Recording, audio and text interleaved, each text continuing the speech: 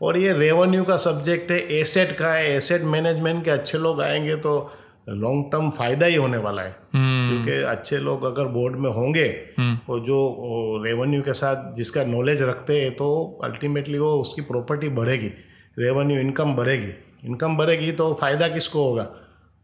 Muslim community को होने वाला है, क्योंकि उसका पर्पस है गरीब लोगों को मदद करना। पुअर कोई भी हो तो उन्हीं को ट्रस्ट के रेवेन्यू जनरेट होगी तो उसी को फायदा होगा। आज इतने लाखों की प्रॉपर्टियों का हम सुन रहे हैं, लेकिन इसके सामने आप ऑल इंडिया रिकॉर्ड चेक करो तो रेवेन्यू जनरेशन बहुत कम है।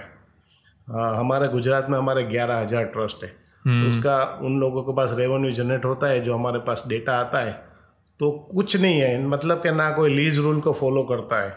अगर आप कोई डिजिट दे पाए रेवेन्यू का, डिजिट मतलब कितना रेवेन्यू, क्योंकि 2006 में जो सर्वे हुआ था आपको पता है, तो सच्चर कमेटी का जो 2006 में सर्वे हुआ था उसके हिसाब से जितने भी वक्फ प्रॉपर्टीज़ है पूरे इंडिया में उसका अगर 10% भी वैल्यूएशन किया जाए, 10% रिटर्न भी गिना जाए तो 12,000 करोड़ था, ऐसा किरण रिजिजू ने अभी बोला था पार्लियामेंट में।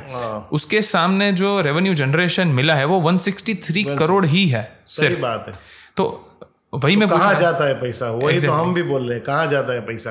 रेवेन्यू जनरेट होता नहीं, क्योंकि जो जिसके हाथ में है और नीचे उसके ऊपर कोई पकड़ नहीं है गवर्नमेंट की तरफ से। उनको वो क्या है, जो जनरेशन दिखाते हैं। अब जो अमेंडमेंट हुआ है ना उसमें बहुत सारे ऐसे कुछ प्रोविजन आए हैं जिससे हमारे जो CEO है उसको भी पावर दिया गया है कि अगर वो प्रॉपर्टी का सही मैनेज नहीं कर रहा है तो उसके ऊपर उसको ले सकते हैं, या फिर उसके ऊपर जो अपने बोलते हैं ना रेवेन्यू का बोझा डालते हैं, ऐसा बोलते हैं वर्ड, तो वो कर सकते हैं, जिससे करके वो अपना रेवेन्यू जनरेट होगा, वो सही फिगर दिखाएगा, उसके हिसाब से ये मैनेजमेंट होगा।